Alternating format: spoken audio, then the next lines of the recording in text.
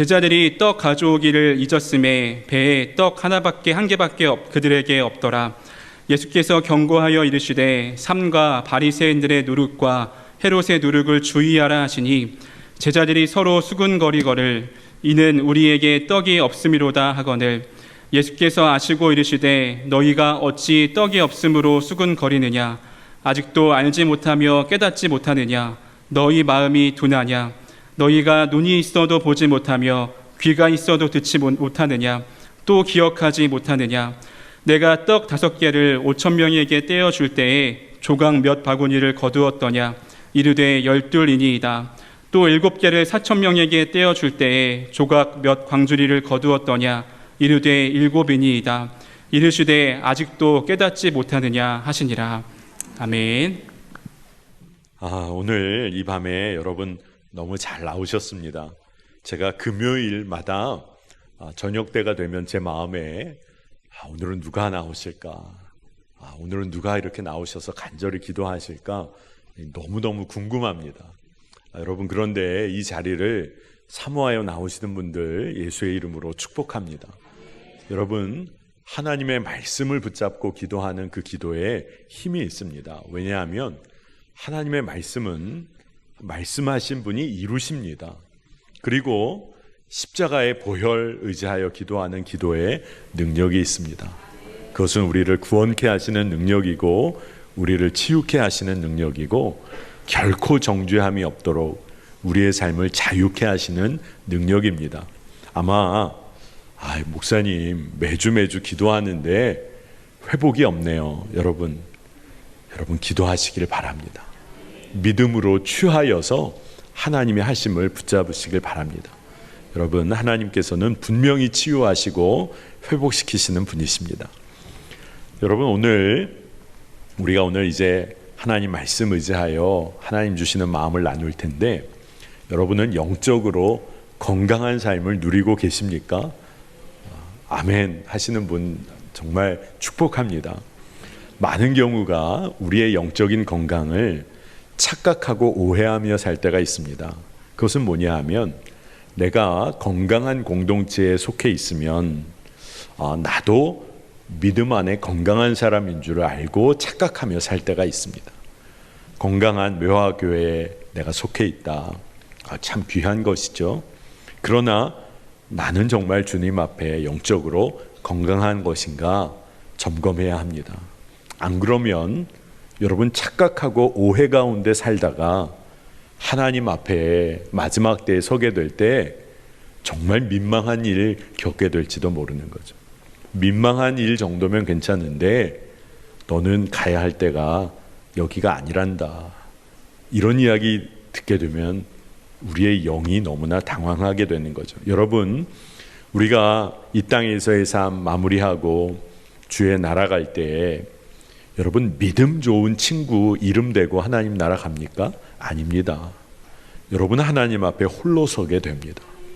여러분 믿음 좋은 부모님 밑에서 자랐기 때문에 나는 그 부모님 이름 대고 하나님 나라 갑니까? 아닙니다. 남편 아내 믿음으로 하나님 나라 갑니까? 아니에요. 오늘 이 밤에 지금 나의 영적인 건강을 주님 앞에 점검해야 하는 것입니다. 여러분 생활하다가 손가락 조그만 상처만 나도 종이에 살짝만 베어도 여러분 굉장히 신경 쓰이잖아요. 그래서 밴드도 붙이고 약도 바르고 물도 안 닿게 하고 그러면서 빨리 좀 회복되게 하려고 그렇게 애씁니다. 여러분 중에 손가락에 종이로 이렇게 베었어요. 그랬더니 이게 자꾸 신경 쓰이고 불편합니다. 그래서 아예 그 손가락 포기하는 분 계십니까? 이거 너무 신경 쓰인다. 아예 이 손가락을 내가 포기해야겠다. 그런 사람 아무도 없죠. 만약 그렇게 한다면 정말 어리석은 사람이죠. 여러분 우리의 삶이 영적으로 건강하지 않아요. 그런데 그대로 방치하고 산다. 그냥 될 대로 되라. 시간이 흐르면 나아지겠지. 여러분 이것처럼 어리석은 삶은 없습니다. 여러분 우리가 육신이 좀 불편하고 조금 뭔가 내 몸에 병이 생긴 것 같다. 그러면 여러분 요즘 같은 시대에는 병원에 당장 달려가잖아요. 검사하잖아요. 어떻게 치료해야 하냐고 의사에게 묻잖아요. 그런데 영적인 건강에 문제가 생겼는데도 내가 건강에 문제가 있는지도 모르는 경우도 있고, 그리고 이 정도는 괜찮다고 스스로 타협하고 살기도 합니다. 여러분, 우리가 영적으로 건강하고 강건해야겠습니다. 주님 모시기에 영적으로 강건한 삶을 살아야겠습니다. 여러분, 그러면 영적으로 건강하고 강건하다는 것은 무슨 의미일까요? 이런 말을 우리가 많이 씁니다. 근데 진짜 그게 뭘까요? 그것은 우리의 삶의 방식이, 삶의 태도가 예수님을 닮아가는 것과 연관이 있습니다. 예수님의 말씀을 따라 예수님이 행하신 그 길을 우리가 잘 걸어가고 있다. 여러분, 영적으로 강건한 겁니다. 여러분의 마음의 중심이 예수님의 마음과 늘 하나가 돼요. 여러분, 진짜 튼튼한 겁니다. 영적으로 강건하신 거죠. 그래서 우리가 주 예수 그리스도의 마음을 알아가고 그분의 말씀을 이해하고, 그리고 그 말씀이 믿어져요. 그러면 그것처럼 은혜가 없습니다. 여러분, 믿어지는 은혜가 놀랍습니다. 세상 사람들 중에 아무리 전도해도 못 믿겠다는 사람 여러분 많이 만나셨죠. 그런데 여러분은 왜 이 밤에, 편히 쉬어야 할 밤에 여기 나와서 또 말씀도 또 찬양도 기도도 왜 그렇게 뜨겁게 하시는 거죠? 믿어지니까요. 하나님의 은혜가 살아 역사하심이 붙잡아지니까요. 여러분, 영적으로 강건하다는 의미입니다. 여러분, 이 강건한 삶을 사셔야 돼요.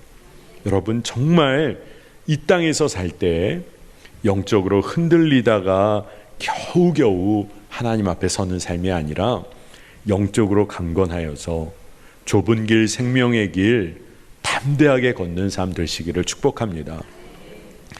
한 고등학생이 수시 면접을 보게 되었어요. 저도 전해 들은 이야기인데, 이 학생이 기독교 대안학교를 다닌 학생이랍니다. 그래서 그 고등학교 선생님으로부터 제가 이야기를 들었는데, 대안학교다 보니까 대안학교는 고등학교 한 2학년 마칠 때 정도에 고등학교 검정고시를 이렇게 다 패스를 시킵니다. 그리고 고등학교 2학년 말에 한번 수능을 한번 보게 한대요. 그리고 나서 이제 고등학교 3학년 때 더 집중적으로 진로를 놓고 준비하고 수능을 고3 때 다시 한번 보게 한다는 겁니다. 근데 이 학생이 고등학교 2학년 동안 고등학교 검정고시는 다 패스하고 이제 수능을 한번 이제 봐야겠다 하는 마음 가운데 수시 접수를 한번 해본 거예요. 그런데 이 친구가 영화, 영상 이 연관된 과에 흥미가 있어서 원서를 다 접수를 했답니다. 그런데 영화, 영상을 그렇게 만드는 그런 과여서 그런지 서류 준비에 굉장히 이렇게 독특한 질문들이 많았대요. 근데 그거 다 메꿔가면서 서류 접수를 했는데 덜컥 서류가 된 겁니다.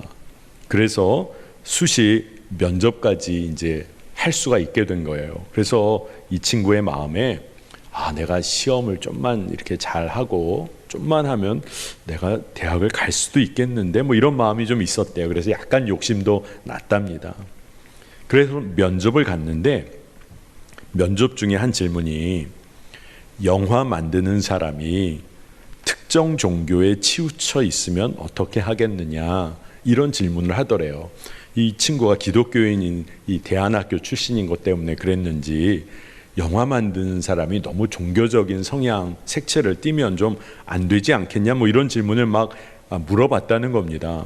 그래서 이 학생이 처음에는 그냥 점잖게 그냥 무난한 대답을 그냥 했대요.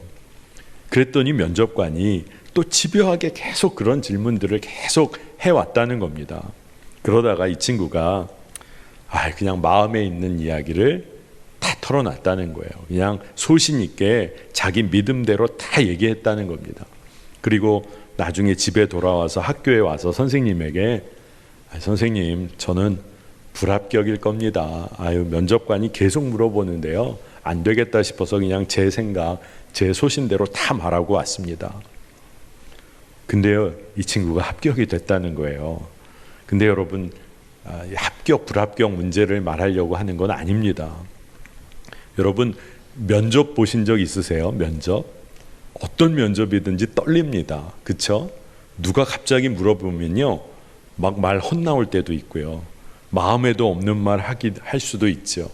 근데 대부분의 사람들은 면접관이 원하는 답을 좀 해보려고 소신을 말하기보다는 이 사람이 왜 이렇게 물어봤을까 하면서 거기에 맞춰서 적당하게 타협해 말하기도 하고 조금 얼버무리기도 하고 그냥 일반적인 답을 하기도 하죠. 어려운 문제라면. 그런데 여러분, 제가 하나 물어보고 싶어요. 이 학생이 어떻게 위축될 듯한 그 순간에 소신대로, 믿음대로 말할 수가 있었을까요? 저도 그런 질문을 한번 제 스스로 해봤습니다. 여러분, 갑자기 그렇게 된 건 아닐 거라는 게 제 답이에요. 제 생각에. 늘 믿음대로 사는 훈련을 했었기 때문에, 그렇기 때문에 그 영적인 건강함 때문에 그런 답을 할 수가 있었던 거죠. 여러분 한번 생각해 보세요. 이런 면접이 아니더라도 우리들의 삶 가운데 말씀대로 살 수 있는지 우리에게 세상이 수없이 물어봅니다. 참 고맙죠. 세상이 말씀대로 살 수 있냐고 자꾸 물어봐요. 근데 우리는 어떤 답을 하며 살고 있습니까? 잘 점검해야 하는 겁니다. 여러분, 매일의 일상 어떻게 보내고 있습니까? 세상은 자꾸 물어봅니다. 그런데 여러분, 믿음으로 강건하게 살아야 합니다. 흔들리지 않아야 합니다. 오늘 말씀 보니까요, 예수님이 제자들에게 아주 너무나 중요한 말씀 한마디를 하셨어요. 바리새인들과 헤롯의 누룩을 주의하라. 이 이야기는 뭐냐 하면 세상의 영이 우리들을 지배하고자 하는 그 방식에 눈이 뜨여야 한다는 겁니다. 그거 주의해야 한다는 겁니다. 여러분 많이 말씀을 통해서 아시겠지만 유대 사회에서 누룩은 굉장히 부정적인 의미를 가지고 있어요. 예로부터 이 도덕적인 부패, 또 신앙적인 어떤 부정함, 이런 것들을 의미합니다. 왜냐하면 이 누룩이 발효를 시키고 부패를 시킨다고 생각했기 때문에 그래요. 그래서 이스라엘 백성들이 출애굽하게 될 때 그것을 기억하는 유월절에 무교병을 먹는 이유, 누룩이 없는 이 빵 떡덩어리를 먹는 이유가 그렇게 부정함이 없는 정결한 하나님의 백성으로 서기 위한 거예요. 자, 그런데 세상은 우리를 어떻게 만들려고 할까요? 물질을 우리의 삶의 기준으로 만들려고 그렇게 우리를 유혹하기도 하고 힘에 대하여 우리를 유혹하기도 합니다.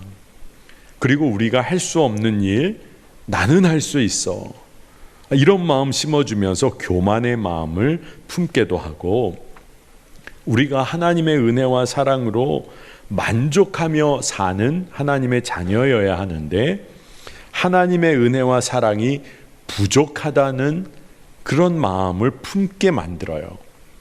이렇게 자꾸 세상의 생각을 우리에게 흘려보냅니다. 그래서 어떻게 하는 거죠? 우리가 영적으로 강건한 삶을 사는데 틈타온 바리새인들과 헤롯의 누룩이 우리를 부패하게 만든다.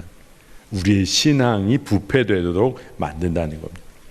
여러분 갈라디아서 묵상해 보면 거기에 굉장히 중요한 내용이 나오는데, 하나님 아버지의 뜻을 따라 예수 그리스도께서 생명을 내어주신 은혜의 복음, 이 은혜의 복음을 진짜 믿음으로 누리고 기쁨으로 받지 않으면 갈라디아서는 우리에게 어떤 교훈을 주냐 하면 다른 복음을 찾기 시작한다는 거예요.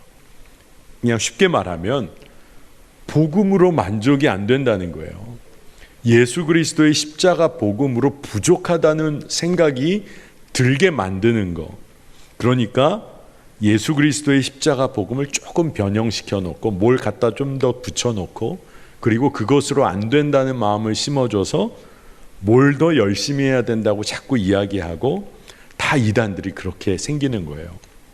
갈라디아서 1장 4절 말씀인데 우리 이 말씀 한번 한 목소리로 읽어보겠습니다. 시작합니다. 그리스도께서 하나님 곧 우리 아버지의 뜻을 따라 이 악한 세대에서 우리를 건지시려고 우리 죄를 대속하기 위하여 자기 몸을 주셨으니. 아멘. 악한 세대에서 우리 건지시려고 우리 죄를 대속하기 위하여 자기 몸을 주셨으니. 자, 이것을 믿기만 하면 우리가 구원받는다는 거잖아요. 얼마나 기쁜 소식이에요. 우리를 사랑하시는 하나님께서 우리에게 예수 그리스도를 보내시고 그 생명을 내어주셨다. 믿기만 하면 돼요. 근데 그것으로는 좀 부족해. 열심을 내야지. 뭔가 업적과 공로가 있어야지. 자꾸 그런 생각을 우리에게 심어주고자 하는 겁니다. 여러분, 우리가 사도 바울, 그가 사울일 때, 사울로 불렸을 때 그는 수많은 것들을 성취했던 사람입니다. 그런데 말씀을 보면 그는 하나님의 은혜로 사도로 부름받은 것밖에 없어요. 그 전에 그가 이룬 것 때문에 사도로 부름받은 거 아닙니다. 그저 은혜로 부름받은 거예요. 자, 오늘 말씀 아까 읽은 갈라디아서 말씀 보니까 우리 아버지의 뜻을 따라, 그러니까 우리가 생각하는 좁은 뜻 아니라 측량할 수 없는 하나님의 사랑과 은혜로 인하여 우리가 구원받았다. 그 은혜를 누린다는 겁니다. 근데 여러분, 우리가 이 구원의 은혜, 하나님의 사랑 의심하면 이제 문제가 생기는 거예요. 유대 사회, 유대의 백성들, 예수님의 그 십자가, 그 놀라운 그리스도의 사랑을 경험했는데 그 복음이 전파될 때에도 할례 받은 자와 할례 받지 못한 자로 자꾸 구분하려고 했어요. 율법 잘 지키는 사람, 못 지키는 사람 또 구분하려고 했어요. 유대인과 이방인들 또 구별하려고 하고 예루살렘 교회와 이방의 교회를 또 구분하려고 했습니다. 우리가 믿음 생활 한다고 하는데도 자꾸 우리도 구분하고 서열 매기고 그럴듯한 이유 갖다 붙여서 어떨 때는 소위 거룩한 이유와 명분을 갖다 붙여서 믿음 생활을 이상한 방향으로 자꾸 얽매이는 믿음 생활로 우리를 이끌고자 하는 거, 여러분, 이게 세상이 우리를 지배하는 방식이에요. 그런데 예수님이 제자들에게 뭐라고 얘기하셨냐? 바리새인들과 헤롯의 누룩을 조심해라. 겉으로 자꾸 구분하고 뭔가 자꾸 이루어야 되고 율법 지켜야 하고 자꾸 이런 거 따르는 거, 그거 위험하다. 근데 제자들이 못 알아듣는 겁니다. 그게 명색이 제자인데요. 자, 왜 예수님의 제자들이 이 말씀을 잘 이해 못했을까? 예수님이 가시고자 하는 그 삶의 방향과 지향점을 이해하지를 못한 거예요. 예수님은 순환받고 고난받는 종으로 십자가를 통하여 모든 이들을 구원하시고자 하시는데 제자들이 이해를 못하는 겁니다. 자, 오늘 말씀 보니까 오병이어로 5,000명을 먹이신 일을 제자들이 기억했어요. 경험했어요. 근데 그 의미는 기억 못하는 거예요. 7병이어로 4,000명을 먹이신 일, 제자들이 함께 그 자리에 있었어요. 그런데 그런 일 다 보고 경험했는데도 그 이후에 강 건너편으로 움직이는 배 안에서 제자들은 뭐에 관심했냐면 지금 당장 떡이 없는 상황 때문에 그들이 마음이 자꾸 거기에 쓰이는 겁니다. 그렇게까지 놀라운 일들을 경험했는데, 그리고 더 황당한 것은 그 일을 행하셨던 예수님과 함께 배에 있는데 그들은 지금 떡이 없는 상황 때문에 자꾸 좀 혼란스러워하는 거예요. 자, 여러분, 지금 당장 먹고 사는 문제 중요합니다. 그런데 그것만이 전부는 아니라는 것을 우리가 알아야 하는 것이죠. 먹고 사는 문제 진짜 중요하죠. 그러니까 하나님께 완전히 의탁해야 합니다. 그런데 먹고 사는 문제가 중요하지만 먹고 사는 문제로 인하여 삶 전체가 휘둘린다는 것은 문제가 된다는 거예요. 자, 여러분, 오늘 우리가 읽은 본문에 제자들에게 떡 한 덩이가 있었어요. 그런데 그 떡 한 덩이가 있는 것 때문에 근심합니다. 참 우리의 삶이 그런 것 같아요. 떡 한 덩이가 있기에 감사하고 오병이어와 칠병이어의 놀라운 일을 이루신 주님이 함께하고 계심으로 인하여 걱정과 염려가 없어지는 게 아니라 그걸로 근심합니다. 근데 예수님은 오늘 말씀에서 칠병이어의 놀라운 생명의 나눔을 보이신 이후에 제자들에게 바리새인들과 헤롯의 누룩을 조심하라고 말씀하고 계신 거예요. 근데 마가복음을 기록한 마가는 뭐라고 기록을 덧붙이고 있냐? 제자들은 떡 한 덩이밖에 없으므로 예수님이 그런 말씀을 하신 거 아닌가? 뭐 이런 식으로 생각한다는 거예요. 그러니 진짜 주의 마음을 깨닫지 못하는 겁니다. 자, 여러분, 제자들이 오병이어의 기적도 경험했어요. 그때 여러분 말씀은 여러분 너무나 잘 아시니까 그걸 다 설명할 필요는 없죠. 제자들에게 상황이 어떤지 알아봐라, 너희들이 가서 한번 섬겨봐라, 이런 얘기도 하셨고, 그리고 나중에는 때를 지어 무리들을 앉히시고 100명, 500명씩, 50명씩 앉게 이렇게 말씀해 주시고, 그래도 뭐 있는 거 뭐가 있나, 근데 그래도 있는 그 작은 거 귀히 여기셔서 예수님이 축사해 주시고 제자들에게 나누어 주도록 하세요. 참 이게 주의 뜻이 놀랍습니다. 생명을 나누는 자리에 제자들을 세워주신 거예요. 제자들은 그 경험을 했어요. 떼어주는데 다 원하는 만큼 먹고 받을 수 있게 하셨어요. 그리고 남은 것들 다 거두게 하십니다.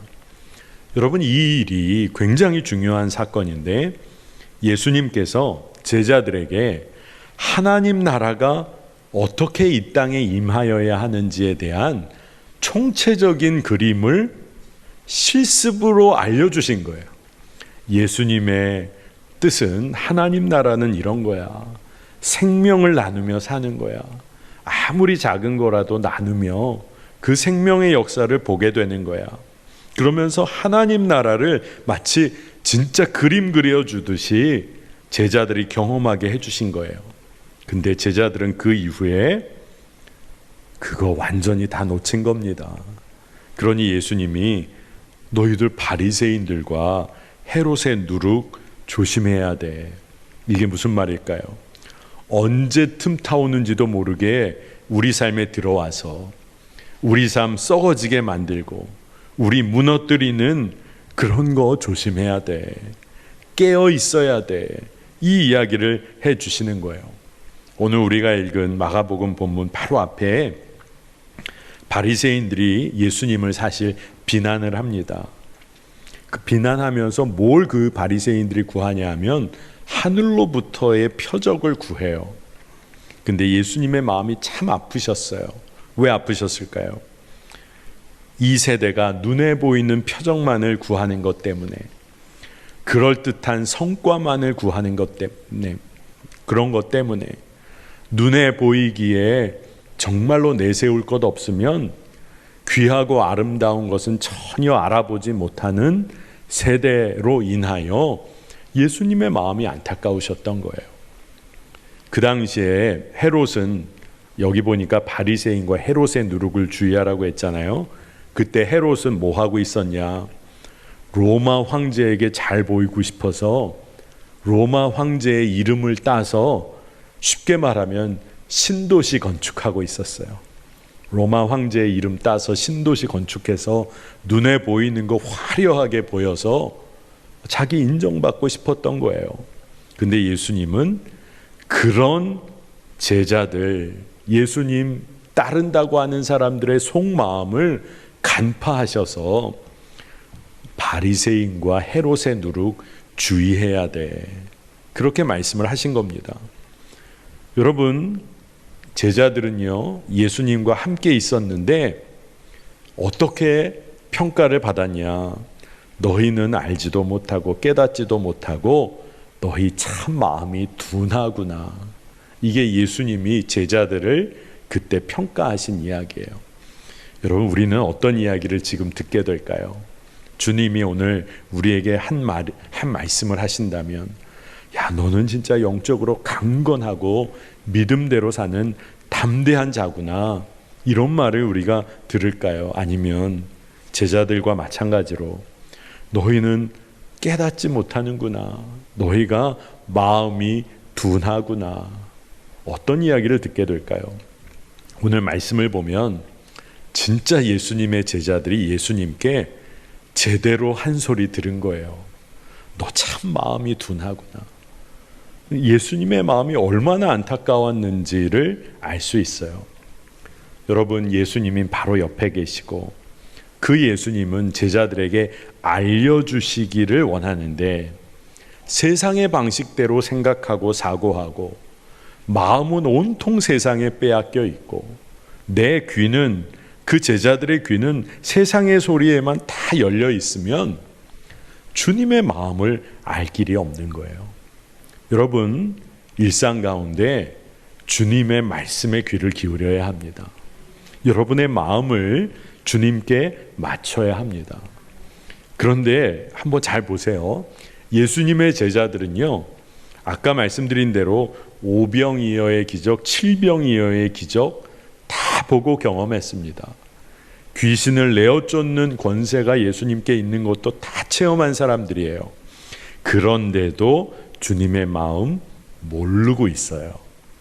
그러니 여러분, 분명하게 알아야 합니다. 이적과 기사가, 기적과 같은 은사의 체험이 우리의 믿음의 삶을 이끌어주는 거 아닙니다. 여러분의 믿음의 삶을 건강하게 이끌어주는 거 결코 아닙니다. 이적과 기사를 행하신 그분이 지금 우리와 함께 하고 계시다. 그 예수님이 나와 끝까지 동행하기를 원하신다는 것을 믿는 믿음이 있어야 한다는 거예요. 기적과 이사가 아닙니다. 생명의 떡이 되시는 예수님이 누구신지, 그리고 그분이 얼마나 중요한, 내 삶의 중요한 분이신지를 깨달아 알아야 한다는 거예요. 여러분, 진짜 중요한 거는요, 정말 급하고 어려울 때 깨달아집니다. 여러분, 뭐 이런 일은 없어야겠지만 여러분의 집에 갑자기 화재가 났어요. 근데 뭐 여유 있게 뭐 챙겨 나올 시간이 없습니다. 뭐부터 챙겨 나오실 것 같아요, 여러분? 그러면 꼭 그런 분 계시더라고요. 저는요, 이거 다 챙겨 나올 겁니다. 시간이 없다고 말씀드렸는데도 챙기려면 1-2시간 넘게 걸릴 거 다 말씀하시는 분이 계세요. 마음은 알겠어요. 그거 다 챙기고 싶다는 겁니다. 근데 여러분, 불길이 퍼지기 시작하면 아주 순식간입니다. 그런 상황이에요. 자, 다시 한번 물어볼게요. 상황이 어떤 건지 아셨죠? 뭐 갖고 나오시겠어요? 아마 진짜 정신이 번쩍 제대로 들었다면 아마 가족들 챙겨 나오면 잘 나오신 겁니다. 그렇죠? 제가 유학 생활할 때 저희 신학교 기숙사 아파트에 제가 살았는데, 뉴욕에서 그때가 초창기였는데, 그때 저희 집 아이가 생후 1개월 정도 됐을 때예요. 근데 토요일 저녁에 갑자기 밑에서 굉장히 소란스러운 소리와 사이렌 소리가 들렸는데 이게 뭔가 싶었는데 분위기가 영 심상치 않아서 창문을 열고 봤더니 저희 그 아파트 건물에 불이 난 거예요. 근데 불이 났는데 저희가 4층이었는데 3층에 옆에 유닛, 그 옆에 작은 아파트에서 불이 나서, 그래도 다행인 것은 이 학교 아파트가 굉장히 오래된 돌로 된 건물, 그래서 불이 아주 쉽게 번지질 않은 겁니다. 근데 저는 그때 알았어요. 그 미국의 소방관들이 얼마나 무서운지. 도착하자마자 이분들이 하는 일이 뭐냐 하면 무조건 도끼로 문을 부시고 탈만한 것들을 도끼로 다 그냥 난도질을 합니다. 그리고 문이란 문을 다 부셔요. 왜 그럴까요? 도망갈 길을 만드는 겁니다. 근데 저희는 너무 깜짝 놀라가지고 저희도 아주 급하게 챙겨서 나왔어요. 뭐 챙겨 나왔을까요? 여러분, 유학하고 있었으니 여권 서류 같은 거 챙겨야 될 거 아닙니까? 그래도 무슨 은행 카드 하나는 챙겨야 될 거 아니에요. 막 급하게 나왔는데 제처와 제가 서로 못 챙겼나 봤더니 기저귀, 우유, 분유, 애 덮을 거. 그러니까 애기 가방 하나 챙겨가지고 애기 챙겨 나온 거예요. 서로가 뭐 좀 챙겼겠거니 하고 물어봤더니 아무것도 없어요. 그랬는데 그때 알았어요. 그래, 잘 챙겨 나왔다. 잘 챙겨 나왔지. 그때가 되니까 진짜 뭐가 중요한지를 알겠더라고요. 다행히 진짜 빨리 불이 잡혀서 딱 그 아파트 하나만 완전히 전소되고, 물론 연기 같은 거는 뭐 엄청 들어왔지만 그리고 끝났습니다. 여러분, 여러분의 삶에 화재가 났다고 생각해 보세요. 믿음으로 건강하게 잘 살고 있다고 생각했는데 엄청난 불이 붙어버렸어요. 여러분, 정신 차려야 합니다. 뭘 챙겨야 할지, 내 영적인 삶에서 뭐부터 챙겨야 할지를 알아야 하는 겁니다. 예수님이 너무나 분명하게 바리새인들의 누룩, 헤롯의 누룩을 주의하라 말씀을 해주셨어요. 근데 제자들의 마음에 가장 먼저 떠오른 것은 먹고 사는 문제인가, 떡 한 덩이 때문에 그러시나, 이런 생각이 들었다는 겁니다. 그런데 우리도 이런 생각에 빠져 살고 있지 않은지 오늘 살펴보면서 오늘 말씀에 예수님의 질문의 핵심을 한번 꿰뚫어 볼 필요가 있어요. 오늘 본문을 따라가 보면 너희들 오병이여, 그 놀라운 일이 있었을 때 너희들이 거두어 들인 남은 것이 몇 광주리였냐, 이거 물어보세요.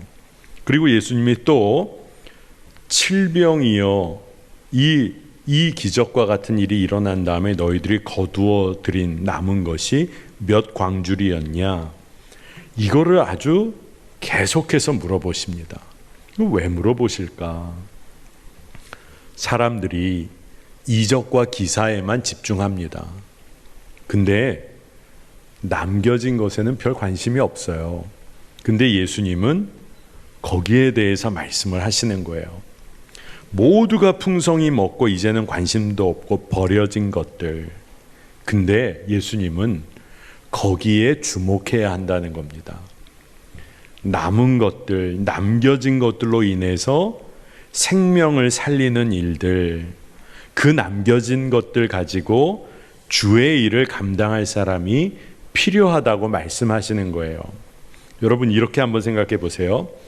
오병이어의 기적 때 한없이 나누어 줄 수 있는 놀라운 기적, 칠병이어의 기적을 돕는 이가 모두가 되고 싶지만 남은 것 조금 가지고 무언가 새로운 일을 시작하는 일은 대부분의 사람들은 싫어합니다. 어려운 일처럼 보이니까요. 눈에 보이는 일, 사람들의 인정을 받을 수 있는 봉사와 섬김의 자리에는요, 사람들 모여듭니다. 봉사할 사람, 섬기는 사람 모으면 이거 다 드러나니까 이거 기쁨으로 합니다. 그런데 끝까지 보이지 않는 곳에서 섬겨야 하는 자리, 여기에는 사람들이 많이 모이질 않습니다. 어떤 때는요, 아무도 안 모일 때가 있는 거예요. 그런데 예수님은 남겨진 것에 관심이 있으세요. 근데 이게 무슨 말이냐? 이제 풍족히 먹고 사람들은 관심도 없는 거예요. 세상적으로 말하면 약한 거라고도 할 수 있겠고, 그저 버려진 것이라고도 할 수 있겠고. 그런데 예수님은 남은 자, 약한 자, 그저 남들 안 알아줘도 좁은 길 가는 자들을 통해서 주님은 일하시기를 원하시고 일하실 것이라고 말씀해 주시는 거예요. 바리새인과 헤롯의 누룩 거기에 따라 살며 그저 눈에 보이는 화려한 것 쫓는 삶, 겉으로 그저 드러나는 성과 쫓는 삶 아니라 남겨진 거 잘 봐야 돼. 약한 자 잘 봐야 돼. 여러분, 그래서 우리의 기도의 제목이 주님, 제가 그런 약한 자, 남겨진 자일지라도 주님 감사하고 제가 주의 일 감당하는 자 되기를 원합니다. 그렇게 기도해야 할 줄 믿습니다. 예수님께서 제자들 부르셔서 많은 여행을 하셨어요. 그 여행을 통해서 하나님 나라는 이런 거야, 이걸 보여주셨어요. 상처받은 이 죄인이라고 불렸던 이들 다 초대해 주시고 만져주시고, 부정하다고 완전히 정말로 어떻게 보면은 저 멀리 추방당한 사람들 찾아가셔서 너가 참 귀한 하나님의 자녀라 말씀해 주시고, 정말로 갈릴리 호수를 중심으로 이방과 유대를 오고 가시면서 하나님의 나라를 선포하셨어요. 진짜 말씀만 전하신 게 아니라 예수님은 새로운 삶, 믿음과 사랑의 새로운 삶을 보여주신 거예요. 그러니까 너희들이 이렇게 살면 돼. 그러니까 너무 놀라운 말씀을 전해주신 거죠. 그러니까 여러분, 예수님을 진짜 믿는 정말 영적으로 강건한 삶은 뭘 말하는 걸까요? 우리가 교리를, 구원의 어떤 공식과 같은 어떤 믿음의 교리를 믿는 것, 그것이 아니라 예수님의 삶을 따라 사는 거죠. 예수님의 기도를 따라 기도를 배우고 진짜 이제는 다른 삶을 사는 거. 아, 이 삶이 가능하구나. 사랑만 하는 삶이 가능하구나. 용서하고 사는 삶이 놀랍구나. 이것을 그렇게 살며 믿으며 사는 겁니다. 여러분, 오늘 우리가 이 자리에 모인 이유도 우리가 은혜 받기 위해서죠. 하지만 은혜는 어떨 때 받느냐? 예수님의 말씀을 살아내야 진짜 은혜가 우리 삶에 심겨지는 줄로 믿습니다. 여러분, 꼭 이 은혜 놓치지 않으시기를 바랍니다. 제가 한 대학생 얘기를 들었어요. 아마 이 대학생이 믿음 있는 대학생이었기를 제가 바랍니다. 근데 한 대학생이 대학교에서 임신한 교수님이 수업 후에 짐이 많아 보여서 그 학생 마음에 좀 들어드리면 좋겠다 해서, 교수님, 선생님, 제가 짐을 들어다 드리겠습니다. 그랬더니 교수님이 아유, 괜찮다. 그러셨다는 거예요. 왜냐하면 학생들이 빨리 그 다음 시간으로 이동해야 하는 때여서 그랬던 것 같아요. 나는 지금 주차장으로 가는 길이니까 수업을 가라고 했대요. 그리고 아마 이 교수님도 요즘 학생들 분위기를 아니까, 요즘 학생들은 선생님 잘 안 돕습니다. 근데 괜찮아요 하면서 끝까지 도와드리고 싶다고 하면서 그 주차장까지 짐을 다 갖다 드리고 안녕히 가시라는 인사까지 하고, 하여간 아무 어려움 없이 임신한 교수님 차 타실 수 있도록 도와드렸다는 겁니다. 그래서 이 교수님이 그 학생에게 한 가지 질문을 했대요. 좀 황당한 질문 같지만, 넌 어느 별에서 왔니? 이렇게 질문을 했다는 거예요. 지구상에는 없는 학생 같아서 물어봤다는 겁니다. 여러분, 진짜 이 이야기를 제가 설교 때 여러분에게 이렇게 나누게 되는 것처럼 당연하게 섬기고 존중하고 배려하고 그리고 어려운 사람을 살피는 삶이 너무나 자연스럽고 당연한 것인데 너무 낯설어진 거예요. 그러니까 요즘은 누가 도와주려고 하면 자꾸 경계하게 되기도 합니다. 이 사람이 날 왜 도와주려고 하나? 왜 섬기려고 하지? 난 모르는 사람인데. 무서운 세상이 되어버리고 만 거예요. 자, 여러분, 우리의 마음이 영적으로 둔해지지는 않았는지를 잘 오늘 살펴야겠습니다. 오늘 예수님은 우리에게 너의 마음이 둔하지 않은지 살피라 말씀하세요. 오늘 우리도 정확히 분별할 필요가 있겠습니다. 여러분, 성도이면서도 미디어에 중독된 성도들이 많습니다. 음란에 중독된 성도들도 많습니다. 여전히 술, 담배, 도박에 중독된 사람도 많습니다. 진짜 생명을 위해서 무엇이 필요한지를 볼 믿음의 눈이 열려야 되는데 영적으로 마음이 둔하여지니까 순간적인 즐거움을 놓지 못하는 거예요. 여러분, 우리가 믿음 생활하면서도 우리가 기대하는 게 있습니다. 인간적으로 기대하다 보니까 복음을 자꾸 왜곡해서 믿게 돼요. 그리고 나의 만족을 위해서 예수 그리스도의 말씀을, 그 복음을 변형시킬 때도 있습니다. 내 욕구가 너무 강하다 보니까 너무 자기중심적인 믿음 생활을 하기도 합니다. 근데 진짜 중요한 것은 오늘 예수님 말씀처럼 우리가 그렇게 마음이 둔한 자로 살았다는 것을 이제 깨달으면 된다는 겁니다. 내가 지금까지 마음이 둔하였구나. 그것을 깨달으면 된다는 겁니다.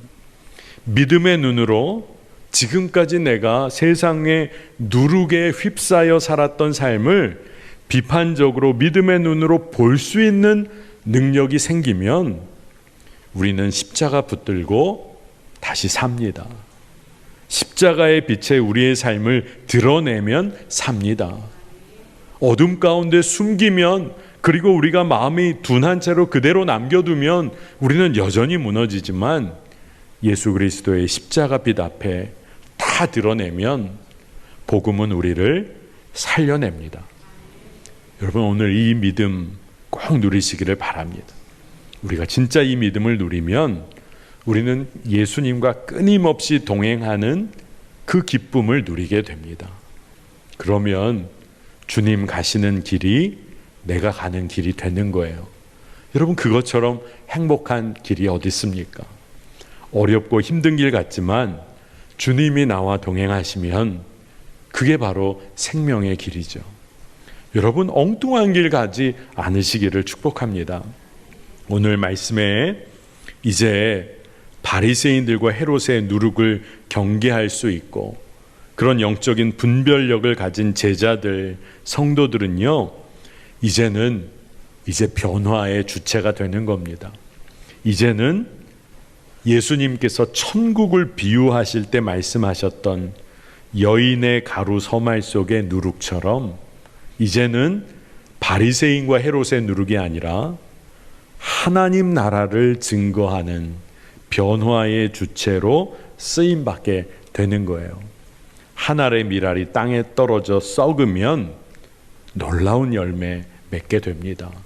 우리가 세상의 외적인 것에 눈이 현혹되어서 우리가 죽음의 길을 걷게 되곤 하는데, 우리가 한 알의 밀알의 삶을 살면 하나님은 우리의 삶을 통해서 생명의 역사를 일으키십니다. 여러분, 이 땅에서 우리가 정말로 영원히 사는 것이라면 우리는 전혀 다른 방향을 봐야 할지 모르지만 우리는 이 땅에서의 삶 다 살고 영원한 하나님 나라에 가는 거죠.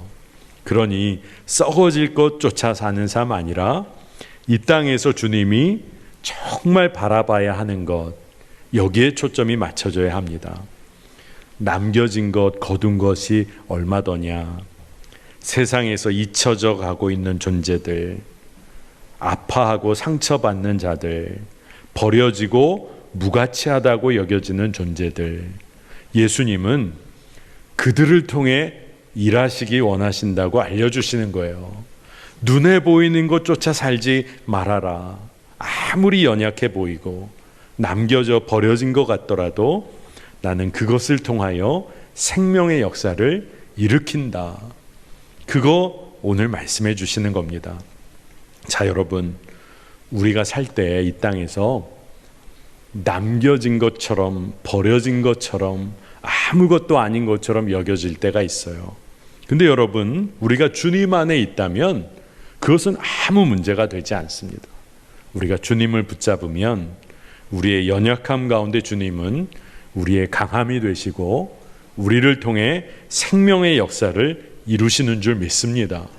여러분, 오늘 지쳐서 오신 분 계세요? 육신적으로나 영적으로나 마음으로. 여러분이 주의 역사를 일으키실 분들입니다. 주님만 의지하시면 되는 거예요. 오늘 주님께서 영적으로 너희들이 마음이 둔한 자가 되지 말고, 너희가 잠들어 있는 자 되지 말고 깨어서 주의 역사를 이루는 자가 되라고 말씀하고 계세요. 여러분, 오늘 이거 붙잡고 오늘 우리가 힘차게 주님 앞으로 나아가는 시간 되기를 축복합니다.